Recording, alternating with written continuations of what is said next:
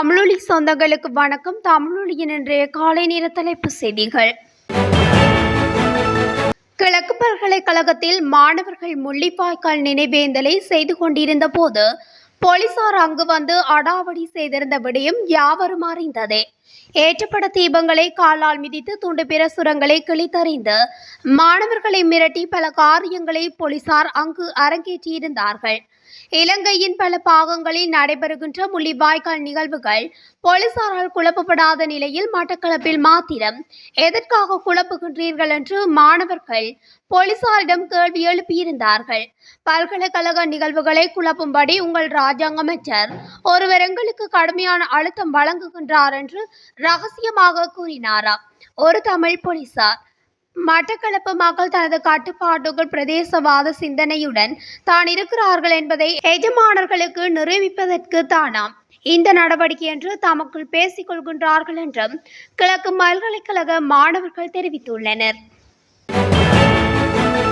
நுவரெலியா மாவட்டத்தை உலக சுற்றுலாத்துறையில் மிகவும் வளர்ச்சியடைந்த இடமாக மாற்றியமைக்க முடியும் என தொழில் மற்றும் வெளிநாட்டு வேலைவாய்ப்பு அமைச்சர் மனுச நாணயக்கார தெரிவித்துள்ளார்.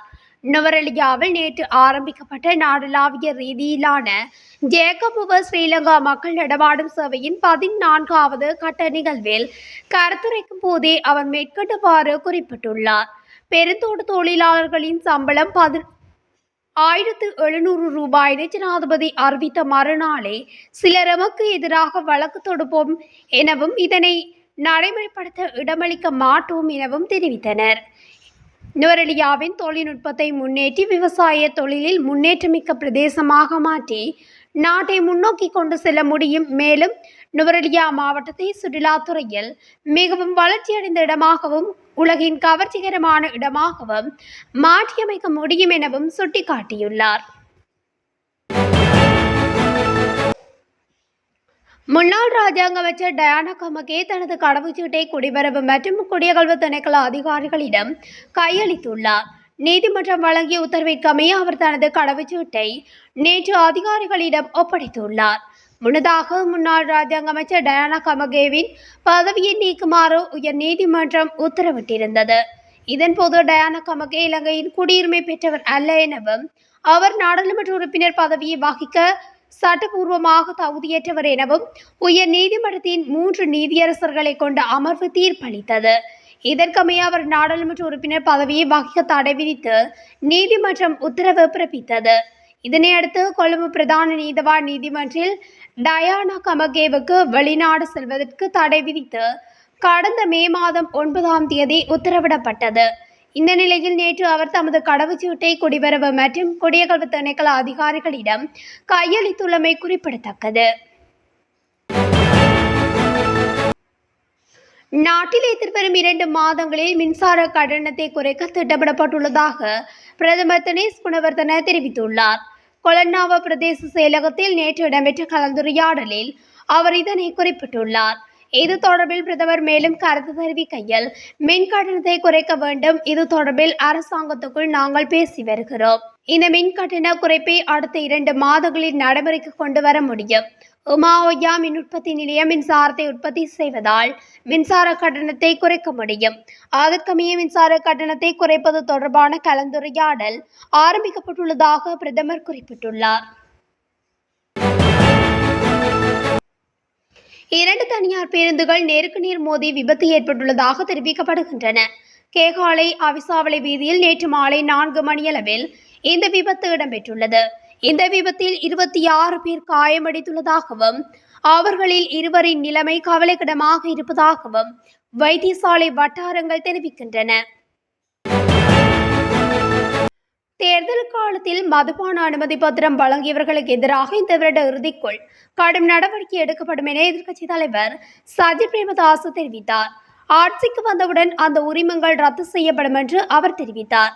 கடந்த காலங்களில் 200க்கும் மேற்பட்ட மதுபான உரிமங்கள் வழங்கப்பட்டுள்ளதாக கலாத்துறை வட்டாரங்கள் தெரிவிக்கின்றன. நிலவும் சிரட்ட வானிலை காரணமாக தேதுரு ஓயா, மகா ஓயா, அத்தனக்கல் ஓயா, கலனிகங்கை, பெந்தரகங்கை, கிங்கங்கை, நெல்வலாக்கங்கை, கிரம ஓயா, ஊருப்பொக்கு ஓயா, கலா ஓயா, மகாவலி கங்கை, மற்றும் அல்வத்து ஓயா குளங்களை சுழவுள்ள தாழ்வான பகுதிகளுக்கு வெள்ளப்பெருக்கு ஏற்படும் அபாயம் நிலவுவதாக அறிவிக்கப்பட்டுள்ளது. தற்போது பெய்து வரும் கனமழை அடுத்த சில நாட்களுக்கு தொடர்ந்து பெய்யக்கூடும் எனவும் வானிலை மையம் தெரிவித்துள்ளது. இதேவேளை ராஜரட்ட பிரதேசத்தில் பெய்து வரும் கடும் மழையினால் ராஜாங்கனி நீர்த்தகத்தின் நீர்மட்டம் 31 அடியாக உயர்ந்துள்ளது. இதனால் ராஜாங்கனி நீர்த்தகத்தில் 4 வான்கதவுகள் திறக்கப்பட்டு வினாடிக்கு 2100 கன அடி வீதம் தண்ணீர் திறக்கப்பட்டுள்ளது. அங்கமுக நீர்த்தகத்தின் 2 வான்கதவுகளும் திறக்கப்பட்டுள்ளதாகவும் இதன் காரணமாக தாழ்வான பகுதிகளில் வசிக்கும் மக்கள் இது தொடர்பில் அவதானமாக இருக்குமாறு நீர்த்தகத்திற்கு பொறுப்பான பொறியியலாளர்கள் கோரிக்கை விடுத்துள்ளனர். இலங்கையின் போலீஸ் சின்னம் பொறிக்கப்பட்ட சட்டை அணிந்திருந்த நபரொருவரை போலீஸ் அதிகாரிகள் குழுவினர் கடுமையாக தாக்கியுள்ளனர். 17 வருட போலீஸ் சேவையின் பின்னர் பணியிடை நிறுத்தம் செய்யப்பட்ட முன்னாள் போலீஸ் சார்ஜென்ட் ஒருவரே இவ்வாறு தாக்கப்பட்டுள்ளார். கட்டட நிர்மாண ஒப்பந்ததாரரின் கீழ் பணிபுரியும் முன்னாள் போலீஸ் சார்ஜென்ட் கடந்த 14ஆம் தேதி இரவு பணியை முடித்துக்கொண்டு மேலும் சிலருடன் இரவு உணவு அருந்துவதற்காக கொகிவளையில் உள்ள உணவகம் ஒன்றுக்கு சென்றுள்ளார். இதன்போது முன்னாள் போலீஸ் சார்ஜென்ட் இலங்கை போலீசில் கடமையாற்றிய காலத்தில் பெறப்பட்ட போலீஸ் சின்னங்கள் அடங்கிய டி ஷர்ட்டை அணிந்து சென்றுள்ளார். குறித்த உணவகத்தில் போலீஸ் இடையில் 2 அதிகாரிகளும் சிவில் உடையில் 6 அதிகாரிகளும் சாப்பிட்டுக் கொண்டிருந்த வேளையில் டி ஷர்ட் குறித்து விசாரித்துள்ளனர். தான் 17 வருடங்களாக போலீஸ் சேவையில் ஈடுபட்டவர் என முன்னாள் போலீஸ் சார்ஜென்ட் தெரிவித்த நிலையில் போலீஸ் உத்தியோகத்தர்கள் குறித்த முன்னாள் போலீஸ் சார்ஜென்டை கொகிவல போலீஸ் நிலையத்தின் பின்புறம் அழைத்து சென்று அடித்து போலீஸ் அறையில் அடைத்துள்ளனர். இதனால் அவர் வைத்தியசாலையில் அனுமதிக்கப்பட்டுள்ளார். நாட்டில் பாஸ்போர்ட் முறையை அடுத்த சில மாதங்களில் அறிமுகப்படுத்த நடவடிக்கை எடுக்கப்படும் என பொது பாதுகாப்பு அமைச்சர் டிரானலஸ் தெரிவித்துள்ளார்.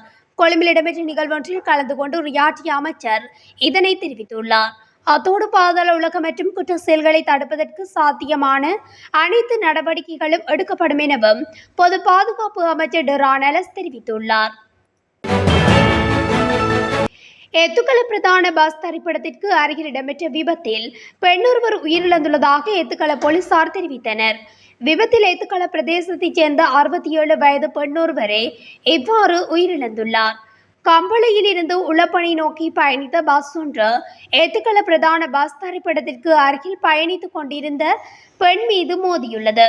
சம்பவத்தில் பெண் படுகாயமடைந்துள்ள நிலையில் கம்பளை வைத்தியசாலையில் அனுமதிக்கப்பட்ட பின்னர் உயிரிழந்துள்ளதாக போலீசார் தெரிவித்தனர். சீரற்ற காலநிலை காரணமாக எல்ல வெள்ளவாய வீதி நேற்றிரவு 8 மணி முதல் இன்று காலை 6 மணி வரை மீண்டும் மூடப்படும் என அரசு முகாமைத்துவ நிலையம் அறிவித்துள்ளது. கரந்துகொள்ள மலித்துக்கொள்ள பகுதியில் மண் சரிவு ஏற்பட்டதை தொடர்ந்து குறித்த பகுதியிலிருந்து பெருமளவிலான சேற்று நீர் வெளியேறுவதால் பொதுமக்களின் பாதுகாப்பை கருத்தில் கொண்டு இந்த நடவடிக்கை எடுக்கப்பட்டுள்ளதாக அந்த நிலையம் அறிவித்துள்ளது. மேல் சப்ரகமுவ மற்றும் வடமேல் மாகாணங்களிலும் காலி, மாத்தறை, கண்டி மற்றும் நுவரெலியா மாவட்டங்களின் சில இடங்களிலும் இன்றைய தினம் 100 மில்லிமீட்டருக்கும் அதிகமான பலத்த மழை பெய்யக்கூடும் என எதிர்வு கூறப்பட்டுள்ளது. வளிமண்டலவியல் திணைக்களம் விடுத்துள்ள அறிக்கையில் இந்த விடயம் தெரிவிக்கப்பட்டுள்ளது.